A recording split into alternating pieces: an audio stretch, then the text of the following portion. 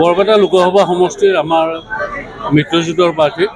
অসম গণ পৰিষদ দলৰ ফণীভূষণ চৌধুৰী ডাঙৰীয়াৰ যিহেতু আমাৰ উমৈহতীয়া প্ৰাৰ্থী আজি হাজো শুৱালকুছি যিটো বিধানসভা সমষ্টি এই সমষ্টিত আমাৰ অসম গণ পৰিষদ দলৰ আঞ্চলিক সমিতিৰ সভাপতি সম্পাদক বুথ সমিতি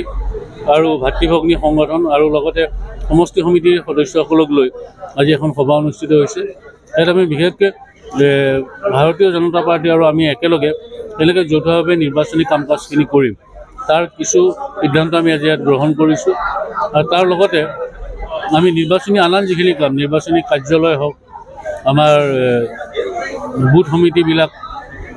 হওক বা অন্যান্য যিখিনি আমাৰ নিৰ্বাচনী কাম কাজ থাকিব